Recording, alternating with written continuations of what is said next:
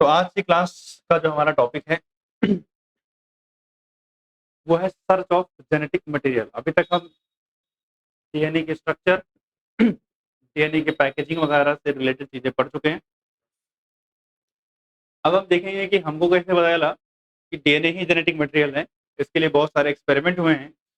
इस चैप्टर में हमें टोटल 4 एक्सपेरिमेंट्स पढ़ने हैं। 3 तो सर्च ऑफ जेनेटिक मटेरियल में है और एक जो है आगे है। अगर हम इन चारों एक्सपेरिमेंट की बात करें तो इनमें से एक एक्सपेरिमेंट हमेशा लगभग पेपर में रहता है, तो मतलब इंपॉर्टेंट एक्सपेरिमेंट है ये सारे जो भी हैं। तो हेडिंग डाल लेंगे सर्च ऑफ जेनेटिक मटेरियल।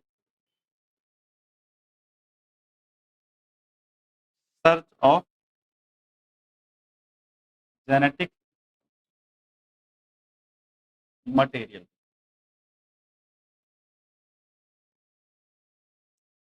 अगर हम सर्च ऑफ जेनेटिक मटेरियल की बात करें तो इसमें जो सबसे पहला पढ़ना है वह है ट्रांसफॉर्मिंग प्रिंसिपल। पहला एक्सपेरिमेंट क्या है? Transforming principle.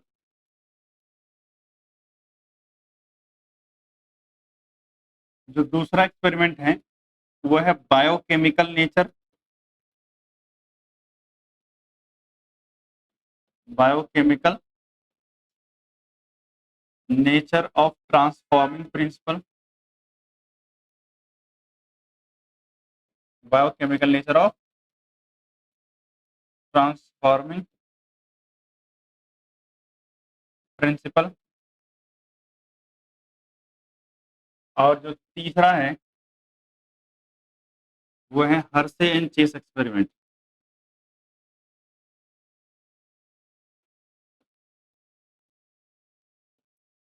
Hershey and chess experiment. हाँ, तो मतलब ये 3 एक्सपेरिमेंट्स हमें समझने हैं जो ये प्रूव करेंगे कि डीएनए ही क्या है? जेनेटिक मटेरियल है। क्लियर बात यहाँ तक? तो आगे चलते हैं और समझते हैं इसको। तो सबसे पहले हेडिंग डालेंगे और वो क्या है? Transforming principle.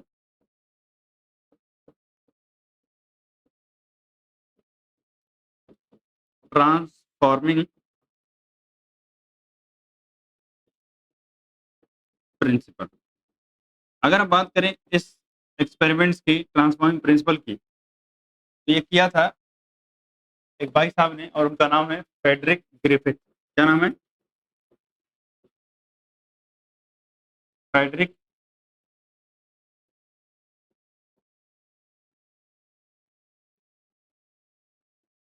Griffith.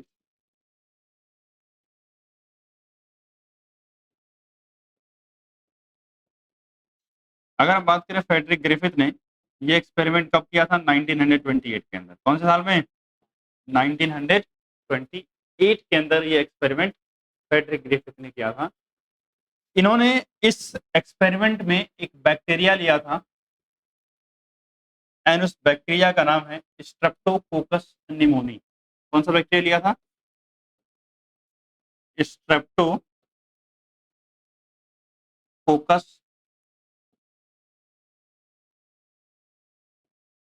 Pneumoniae.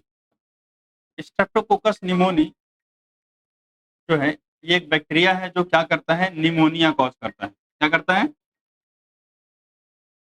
Cause pneumonia. Cause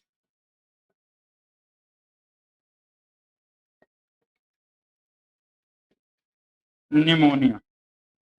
ठीक है, बस ठीक है। हेलो। हाँ,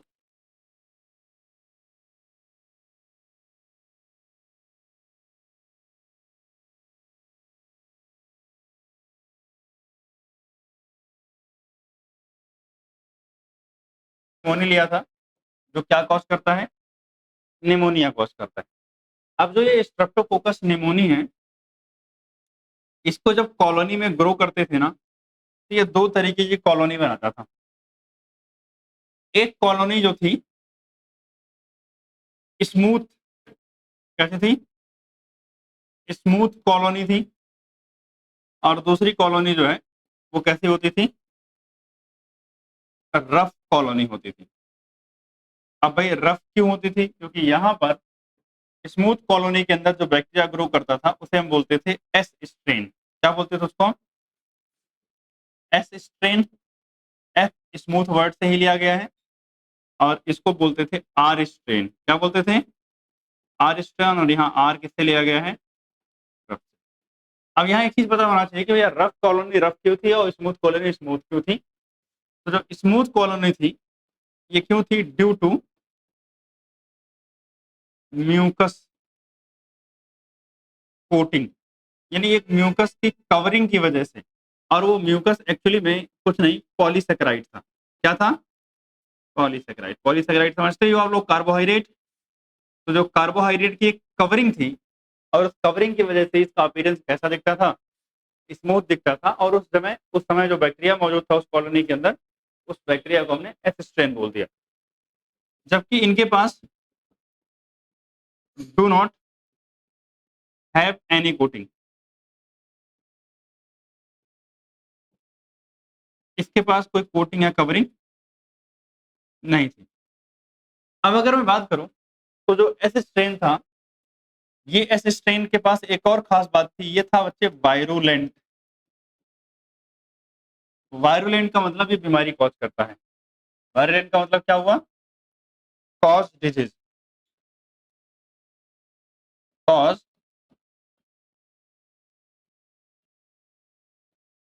डिजीज। जो आर स्ट्रेन है ये बच्चे था नॉन वायरुलेंट। कैसा था ये, नॉन वायरुलेंट, मतलब डू नॉट कॉज डिजीज।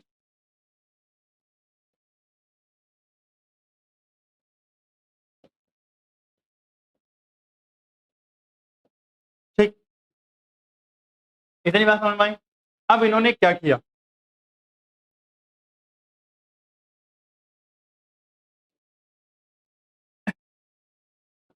इन्होंने लिया माइस और इस माइस के शरीर में इन्होंने क्या इंजेक्ट कर दिया,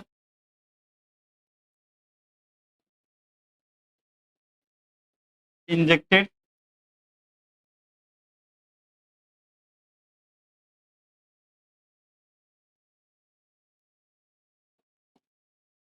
आर स्ट्रेन।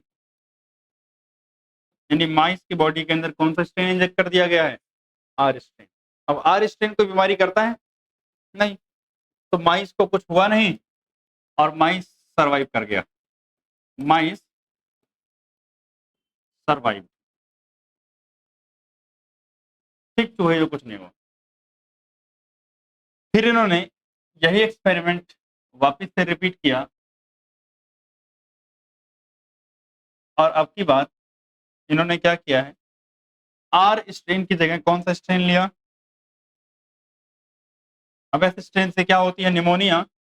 हमने चूहे का निमोनिया होने के बाद कोई इलाज किया हुआ नहीं, तो बस चूहा क्या हो गया, चूहा मर गया। सेव भी कर सकते थे, कोई दिक्कत थोड़ी। अब क्या किया इन्होंने, अगला देखना ध्यान से। इन्होंने वापस से इसको रिपीट किया और इस रिपीटिशन में इन्होंने क्या किया कि जो एस स्ट्रेन था यही लिया, लेकिन ये एस स्ट्रेन कैसा लिया, हीट किल्ड। कैसा लिया, हीट किल्ड। मतलब एस स्ट्रेन को ही गर्म करके मार दिया है। तो अगर एस स्ट्रेन को ही गर्म करके मार दिया गया है तो आप बताओ क्या इस स्ट्रेन बीमारी कर पाएगा, नहीं। तो मतलब माइस क्या करेगा, सर्वाइव।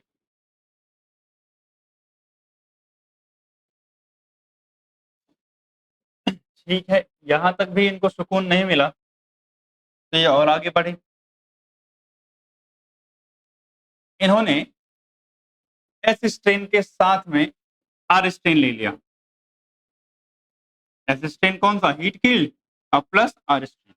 तो आर स्ट्रेन डिजीज नहीं करता, S strain heat killed disease नहीं करता, तो कंक्लूजन क्या होना चाहिए, माइस शुड सर्वाइव। बट शुड मैंने बोला है, इसका मतलब सर्वाइव तो नहीं करेगा। तो माइस डाई। यही इस एक्सपेरिमेंट का टर्निंग पॉइंट था कि ये कैसे हो गया। ठीक, तो अगर हम बात करें तो जब ये सारे एक्सपेरिमेंट हो गए तब इनको ये कंक्लूड करना था भैया हुआ क्या यहाँ पर। इसके लिए इन्होंने क्या बताया, कंक्लूजन।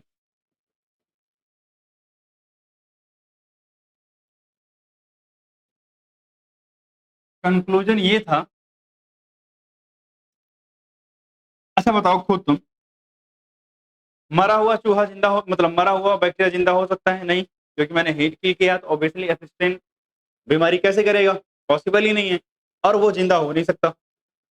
और हमने देखा कि माइस की बॉडी में जिंदा एसिस्टेंट थे, तो मतलब कुछ आर के साथ हुआ है कि आर एस में कन्वर्ट हो गया, ये हो सकता है। आर किस में ट्रांसफॉर्म हो गया हो, एस में ट्रांसफॉर्म हो गया हो। तो इनका कंक्लूजन ये था कि भाई साहब मेरे पास जो आर स्टेन था, मेरे पास जो आर स्टेन था, ये किस में ट्रांसफॉर्म हुआ है, एस स्टेन में।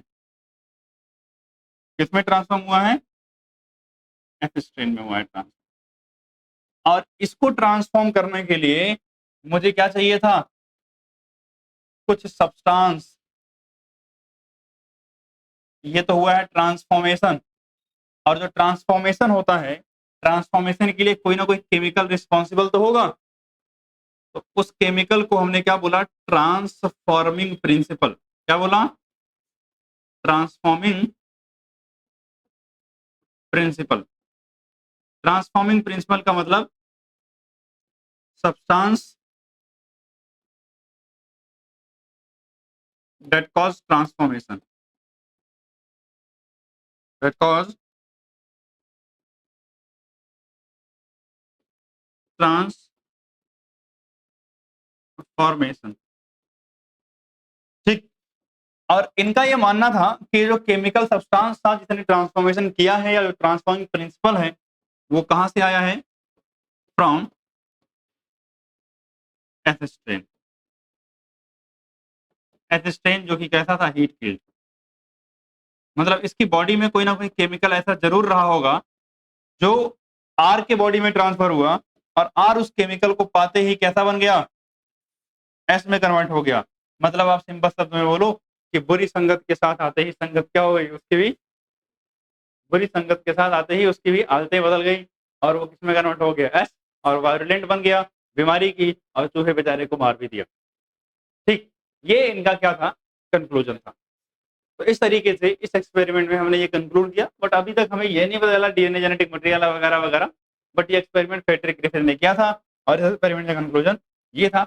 आप इसको नोट डाउन करोगे, उसके बाद आगे चलते हैं। क्या हुआ, यहीं से या ऊपर से?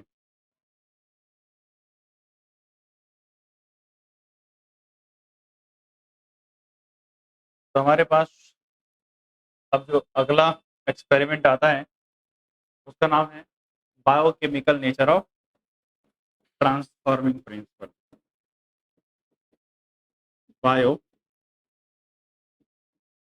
Biochemical nature of transforming principle. Transforming principle.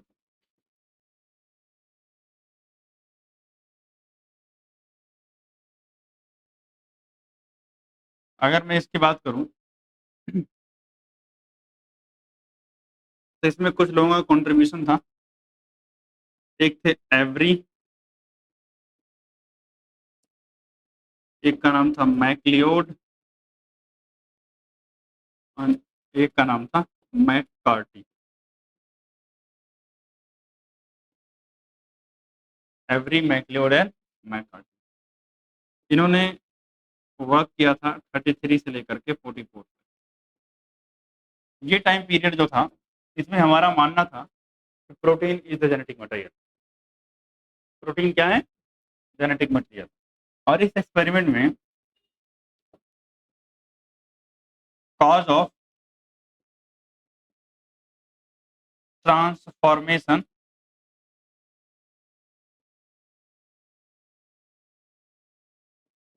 इस प्रोटीन, ट्रांसपोर्टेशन में कॉज कौन है? प्रोटीन है। ऐसा हमने क्या किया था? एज्यूम्ड किया गया था।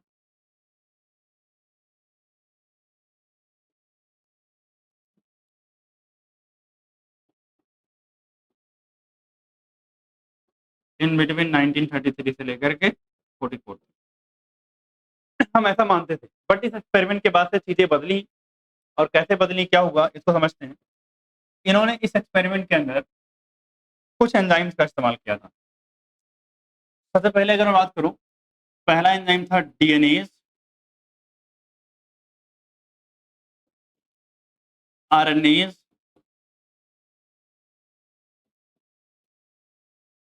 और प्रोटीएज। डीएनएज क्या करता है? Digest DNA. आरएनएज क्या करता है? Digest RNA. प्रोटीएज क्या करता है? Digest protein. ठीक, ये तीन एंजाइम लिए थे। अब इन्होंने इसके बाद क्या किया, इसको समझते हैं।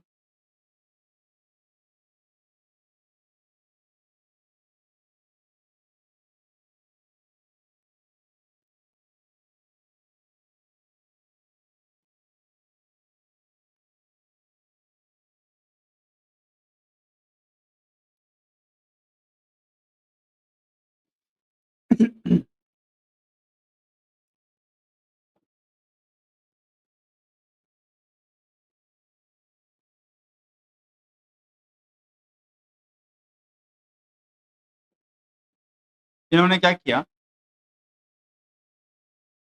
हीट किल्ड बैक्टीरिया का फिल्ट्रेट लिया। कौन सा फिल्ट्रेट? हीट किल्ड बैक्टीरियल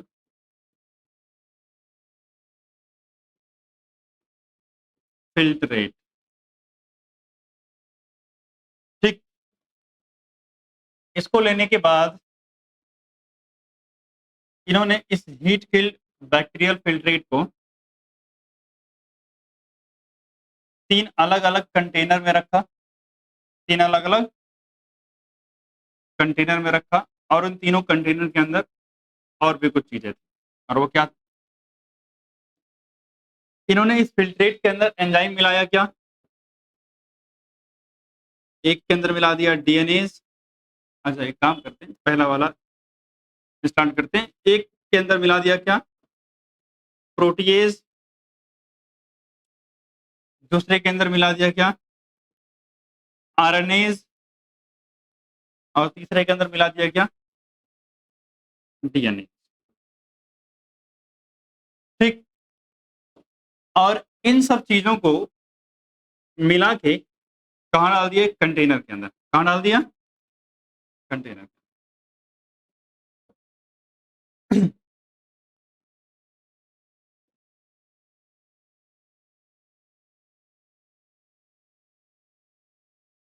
ठीक है ना? Test tube.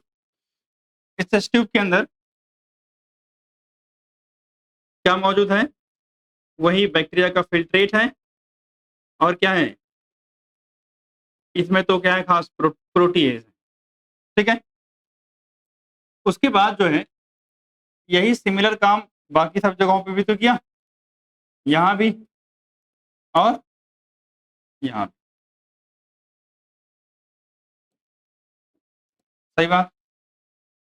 तो इन तीनों जगहों पर ये तीन कंटेनर लिए, और इस कंटेनर के अंदर जो भी फिल्ट्रेट है, और जिस फिल्ट्रेट के अंदर डीएनए या आरएनए सब मिला हुआ है, इस फिल्ट्रेट को कहाँ ट्रांसफर किया? आर लाइव, यानी जहां जिंदा है R strain. R strain live लिख दे रहा हूं। आर स्ट्रेन लाइव, यानी जिंदा आर स्ट्रेन जहां है वहां भेज दिया। और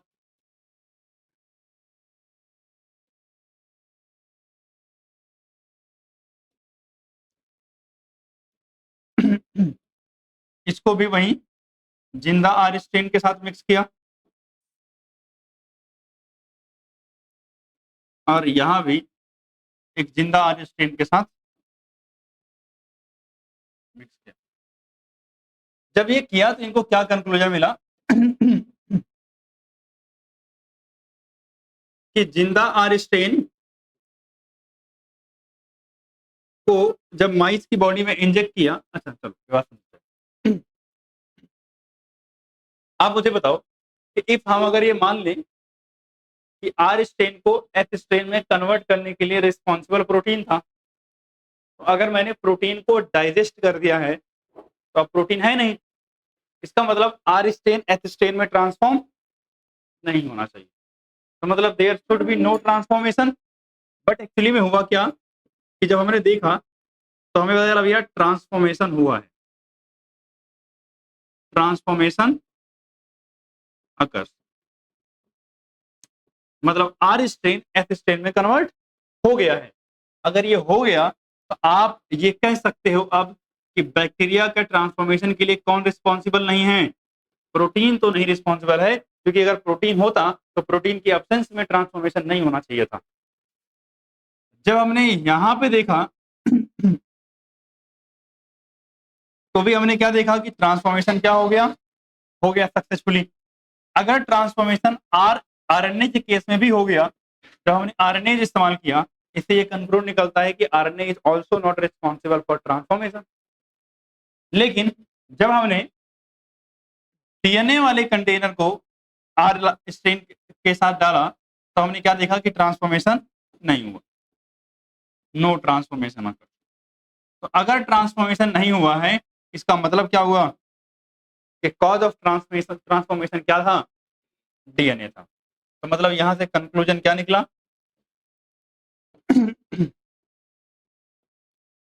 कंक्लूजन ये निकला कि कॉज ऑफ ट्रांसफॉर्मेशन क्या है?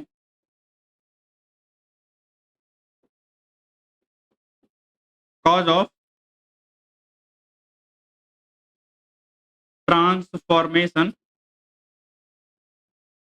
Is DNA. ठीक। तो मतलब क्या हुआ कि अगर मेरे पास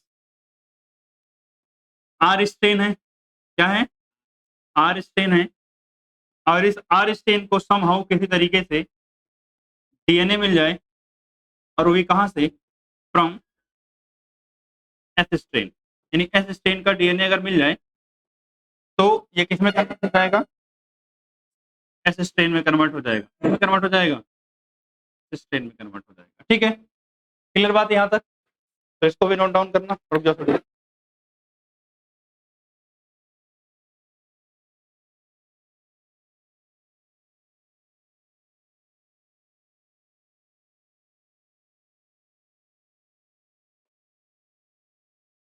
अगर हम बात करें इस एक्सपेरिमेंट की, इनका कंक्लूजन तो ये था कि डीएनए ट्रांसफॉर्मेशन का कॉज है, और डीएनए क्या होना चाहिए? DNA should be genetic material.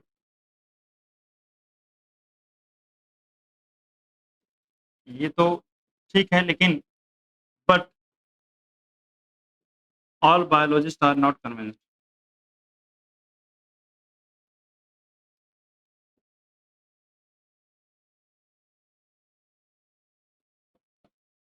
भैया ये सबको कन्विंस नहीं कर पाए कि डीएनए ही जेनेटिक मटेरियल है, इसलिए एक्सपेरिमेंट और आगे चलता, मतलब अगले एक्सपेरिमेंट्स की जरूरत पड़ती है हमें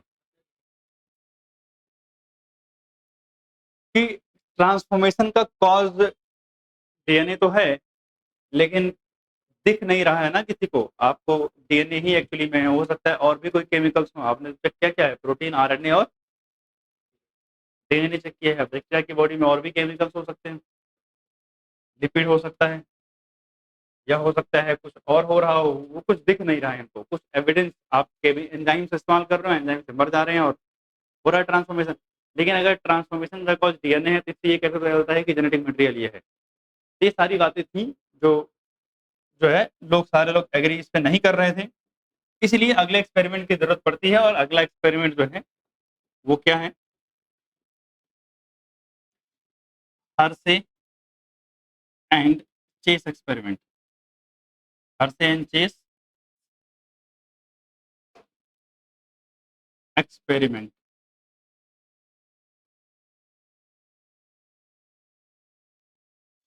अगर हम बात करें हर्शे एंड चेस एक्सपेरिमेंट की, तो आया था 1952 में, और इसको देने वाले जो थे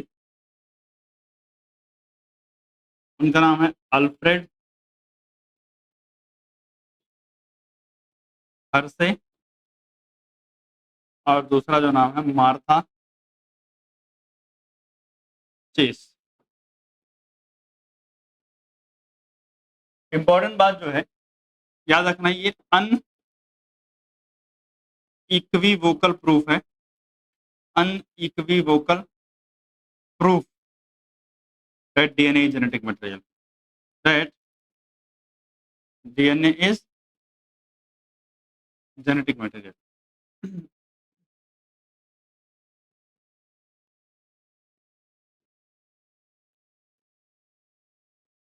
मतलब इसके बाद किसी ने कोई क्वेश्चन नहीं किया, सबने एक्सेप्ट कर लिया, सबसे मान लिया कि भैया ठीक है डीएनए क्या है, जेनेटिक मटेरियल है। तो इन्होंने ऐसा क्या किया था कि जो सबने मान लिया। अगर हम बात करें तो ये स्टडी कर रहे थे एक बैक्टीरिया वायरस की, और उस वायरस का नाम है बैक्टीरियोफेज। क्या नाम है? बैक्टीरियोफेज। बैक्टीरियोफेज एक वायरस है। बैक्टीरियोफेज क्या है? वायरस है। ये क्या करता है? इन्फेक्ट करता है बैक्टीरिया को। क्या करता है ये? Infect bacteria. क्योंकि वायरस है तो ऑब्वियसली वायरस के पास तो ज्यादा कुछ होता नहीं है, तो इसके पास क्या होगा? डीएनए होगा, और प्लस क्या होगा? प्रोटीन की कोट होगी। क्या होगी? Protein coat. मतलब बाहर एक प्रोटीन की कवरिंग है, और इसके बाद क्या होता है? डीएनए होता है, जो कि इसका जेनेटिक मटेरियल होता है। इसके अलावा वायरस के पास यहाँ कुछ नहीं होता है। तो वायरस ही क्या करता है? ये वायरस पहले अटैक करता है। क्या करता है ये? Attack on bacteria. बैक्टीरिया पे ये अटैक करता है। अटैक करने के बाद जो है ये ट्रांसफर करता है its genetic material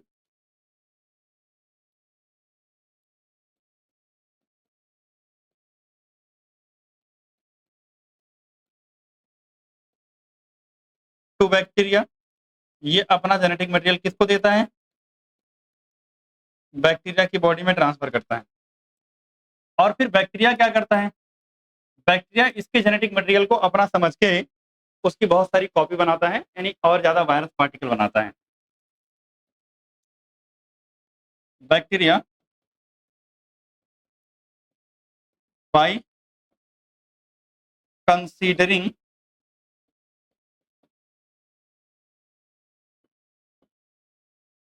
viral genetic material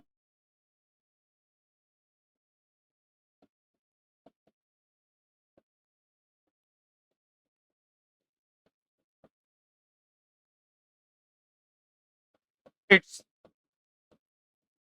on genetic material, it's on genetic material. Virus के जेनेटिक मटेरियल को ये अपना जेनेटिक मटेरियल समझता है, और जब ये अपना समझता है तो क्या करेगा? And produce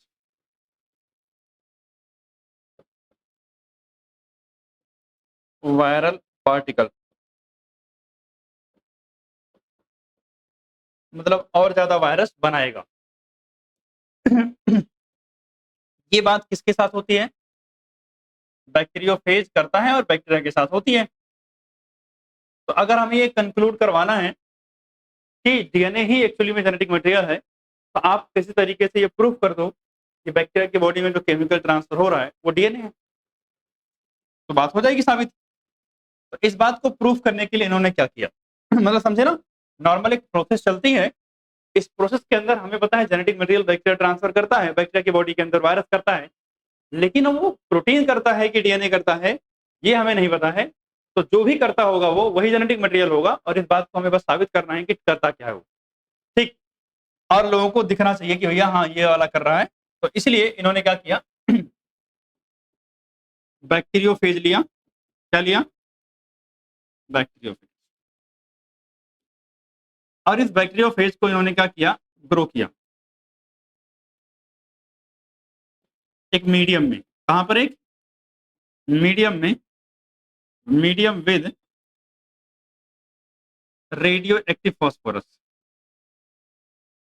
with radioactive phosphorus, यानी एक ऐसे मीडियम में ग्रो किया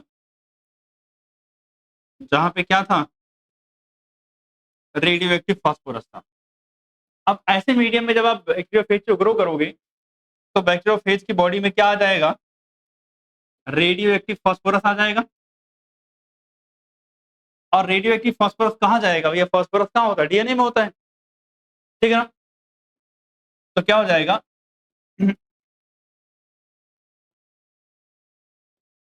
बैक्टीरियोफेज विद P32। P32 का मतलब रेडियो एक्टिव फॉस्फोरस है, ठीक है ना। Bacteriophage with P32। अच्छा, बैक्टीरियोफेज के पास P32 आ गया, लेकिन इंपॉर्टेंट बात ध्यान रखना कि बैक्टीरियोफेज का क्या होगा, DNA contains P32 not protein. क्योंकि फॉस्फोरस सिर्फ डीएनए में होता है, तो डीएनए तो मिल जाएगा, डीएनए के अंदर तो मिल जाएगा क्या, रेडियो एक्टिव फॉस्फोरस, लेकिन प्रोटीन में नहीं मिलेगा। यही सिमिलर चीज किया, लेकिन वो किसके साथ, सल्फर के साथ। यानी और अलग से एक बैक्टीरिया की कॉलोनी ली, मतलब बैक्टीरियोफेज की कॉलोनी ली, और इस कॉलोनी को ग्रो करके क्या किया, रेडियो एक्टिव सल्फर में ग्रो किया। कहां ग्रो किया, radio active sulphur containing medium के अंदर। तो बैक्टीरिया के पास क्या हो जाएगा, रेडियो एक्टिव सल्फर यानी S35, ठीक है ना। तो जो बैक्टीरिया का डीएनए नहीं, प्रोटीन जो होगा, जो क्या होगा, प्रोटीन, उसके पास क्या होगा, S35 होगा। और S35 कहाँ नहीं होगा, डीएनए में नहीं होगा। तो मतलब ओवरऑल हमें ये पता चला कि हमने दो अलग अलग टाइप के बैक्टीरियोफेज तैयार किए हैं, जिसमें से एक टाइप का जो बैक्टीरियोफेज है उसकी बॉडी के अंदर क्या है, रेडियो एक्टिव डीएनए है, और एक के अंदर रेडियो एक्टिव प्रोटीन। जब इतना कर लिया तो हमने क्या करवाया,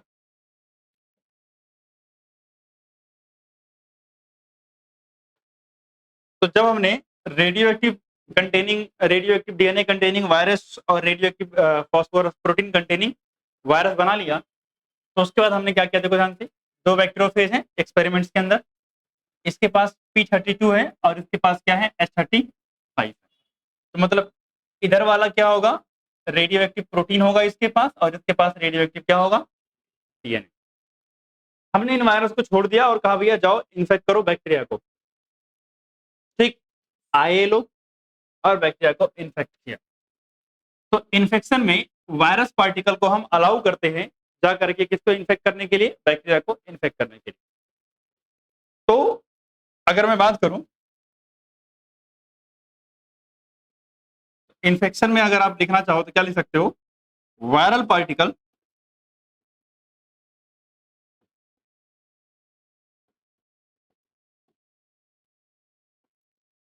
are allowed to infect bacteria separately. दोनों के दोनों, जो भी वायरल पार्टिकल है उनको क्या करना पड़ा, अलग करना पड़ेगा ना। तो हमने अलाउ किया भैया कि जाके इन्फेक्शन करो। जब इन्फेक्शन हो गया, उसके बाद इन्फेक्शन के बाद इसने वायरस ने अपना जेनेटिक मटेरियल ट्रांसफर किया होगा बैक्टीरिया की बॉडी के अंदर, उसका हमने वायरल पार्टिकल को यहाँ से अलग कर दिया। तो मतलब ब्लेंडिंग में हम क्या करते हैं, viral coat is remove, viral coat is remove by agitating in blender. Blender एक डिवाइस है जहां पर हम एजिटेट मतलब बहुत बढ़िया से रोटेट करके इसको हम क्या कर देते हैं, वायरल पार्टिकल को बैक्टीरिया की बॉडी से डी अटैच करवा देंगे, ठीक है ना। जब ये डी अटैच हो जाएगा तो हम करेंगे क्या, सेंट्रीफ्यूगेशन। सेंट्रीफ्यूगेशन क्या होता है भैया, वायरल पार्टिकल का separation. Viral particle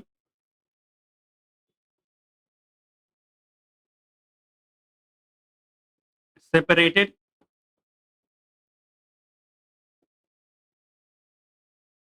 from bacteria by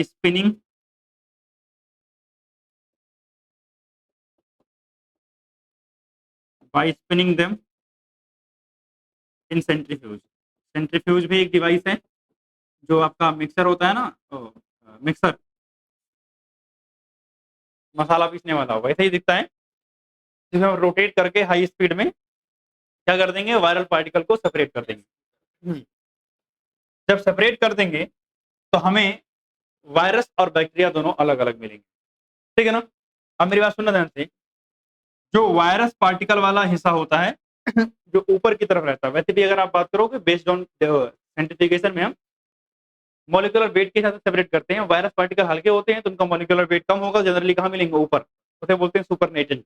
और बैक्टीरिया कहाँ होगा, बॉटम सरफेस पे। तो हमने ये देखा कि जो एक्सपेरिमेंट में हमने रेडियो एक्टिव सल्फर लिया था, उस एक्सपेरिमेंट में किसी बैक्टीरिया सेल के अंदर कोई भी रेडियो एक्टिव मटेरियल डिटेक्ट नहीं हुआ। भाई अगर रेडियो एक्टिव मटेरियल हमने ट्रांसफर किया है तो बैक्टीरिया के सेल में रेडियो एक्टिव मटेरियल होगा ना। अगर बैक्टीरिया के सेल के अंदर कोई रेडियो एक्टिविटी डिटेक्ट होती है तो इससे ये पता चलता है कि वायरस ने अपनी रेडियो एक्टिव मटेरियल को बैक्टीरिया के बॉडी में ट्रांसफर किया है। आपने लिया radio active sulphur containing protein, इसका मतलब अगर बैक्टीरिया ने अपना रेडियो एक्टिव प्रोटीन वायरस की बॉडी में ट्रांसफर किया होता तो बैक्टीरिया की बॉडी में क्या दिखती, रेडियो एक्टिव प्रोटीन मिलनी चाहिए थी, बट बैक्टीरिया की बॉडी में कोई रेडियो एक्टिव प्रोटीन नहीं मिला। जबकि रेडियो एक्टिव प्रोटीन कहां मिला, सुपरनेटेंट के अंदर मिला, यानी जिस वायरस पार्टिकल को हमने सेपरेट किया था उसकी बॉडी में मिला। इसका मतलब वायरस ने जो चीज ट्रांसफर नहीं की है वो क्या है, रेडियो एक्टिव प्रोटीन है, और बैक्टीरिया की बॉडी में इसलिए रेडियो एक्टिव प्रोटीन आपको देखने को नहीं मिली। Whereas in second experiment इन्होंने देखा कि रेडियो एक्टिविटी डिटेक्ट हो रही है किसकी बॉडी में, बैक्टीरिया की बॉडी में, जबकि रेडियो एक्टिविटी डिटेक्ट नहीं हो रही है उस वायरस की बॉडी में जो सुपरनेटेंट में मिल रहा है। इससे कंफर्म होता है कि इन वायरल पार्टिकल ने अपना genetic material that is DNA वो ट्रांसफर कहां कर दिया है, बैक्टीरिया की बॉडी में कर दिया है। और जो चीज बैक्टीरिया की बॉडी में ट्रांसफर हुई है वही तो जेनेटिक मटेरियल होती है। इसका मतलब यहां से एक कंक्लूजन निकल जाएगा कि जेनेटिक मटेरियल एक्चुअली में क्या है, डीएनए।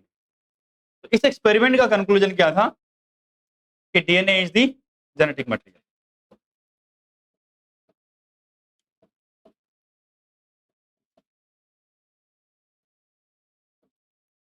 कंक्लूजन क्या है, DNA is the genetic material as radioactive या radioactivity observe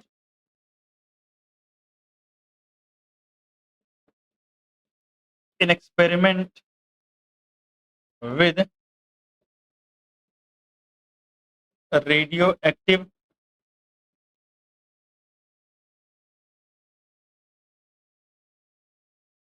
DNA containing